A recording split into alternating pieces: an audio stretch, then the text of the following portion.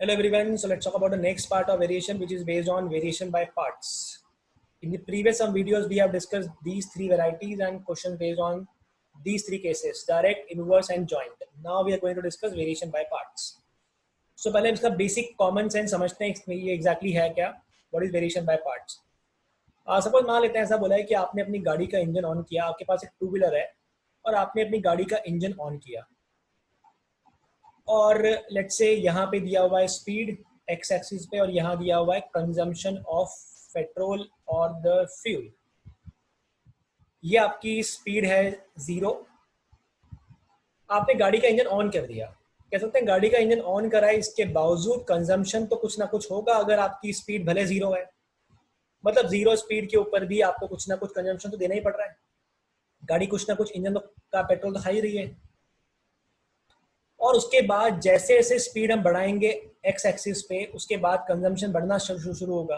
अब वो consumption linearly भी बढ़ सकता है, वो एक्सपोनेंशियली भी बढ़ सकता है. It could be anything and it could be parabolic, कोई भी फंक्शन हो सकता है. लेकिन मालूम है कुछ पार्ट तो कांस्टेंट है और कुछ पार्ट वेरी करता है, ऐसा बोल सकते हैं.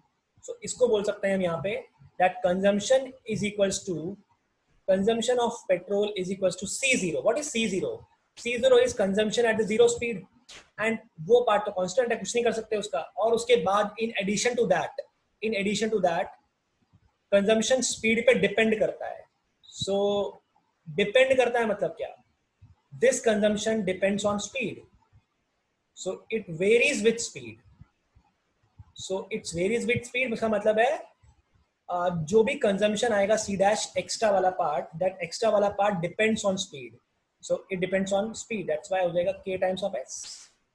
k टाइम्स ऑफ s में मैंने ये माना है कि वो लीनियरली वैरी करता है. अगर वो स्पीड के स्क्वायर पे डिपेंड करता तो फिर मैं लिखता consumption is equals to C0 plus depends on speed का स्क्वायर. तो डिपेंड्स का मतलब ही होता है कांस्टेंट इनटू k स्क्वायर, ऐसा बोल सकते हैं.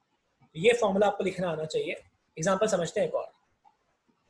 सपोज मान लेते हैं एक आदमी है, एक आदमी का स्पीड दिया हुआ है let's say 10 kilometre per hour when he is not carrying any load. जब उसके ऊपर कोई सामान वामान नहीं है, कोई वो कैरी नहीं कर रहा है लोड, तो उसकी स्पीड 10 किलोमीटर पर आवर की है. लेकिन अगर मान लेते हैं वो एक बैग उठा लेता है, एक बैग उठा लिया उसने और मान लेते हैं एक लोड कैरी कर लिया और लोड कैरी कर लिया 10 किलो का, तो उसकी स्पीड कम हो जाएगी. तो कह सकते हैं speed with the 0 load was 10 kilometre per hour but now the speed will be 10 minus something. पिछली बार प्लस था क्योंकि वो बढ़ रहा था, तो इसका माइनस भी रिडक्शन है. तो वो क्वेश्चन पे डिपेंड करेगा. क्वेश्चन कैट में अच्छे अच्छे आ चुके हैं इसके ऊपर बेस्ड, तो हम देखेंगे इसको क्वेश्चन को भी. बट फिलहाल मालूम पड़ना चाहिए कम हो रही मतलब माइनस.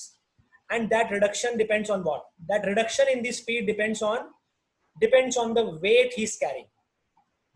तो वो वेट का स्क्वायर भी हो सकता है, वो वेट का रूट भी हो सकता है, वो वेट का डायरेक्ट भी हो सकता है. तो that reduction is equals to constant into weight. So I can write that speed of this man is 10 minus constant into the weight he is carrying. So if he is carrying 10 kg, so it depends on 10 kg के ऊपर कि कितना उसका कम करना है. तो हो सकता है 10 का 0.2 टाइम्स या 0.5 टाइम्स उतना हमें 10 में से कम करना पड़ जाए हमारी स्पीड में से, है ना. तो 20 किलो कैरी करेगा तो रिडक्शन और ज्यादा हो जाएगा, और कम करना पड़ेगा आपको, स्पीड और कम हो जाएगी. तो वो वेट पे डिपेंड करता है. तो वेट की जगह 20 आ जाएगा, बट ये के पता होगा तब मालूम पड़ेगा कि कितना रिडक्शन आपको करना है. तो इसको बोलते हैं अपन joint variation. Some part constant, some part is varying.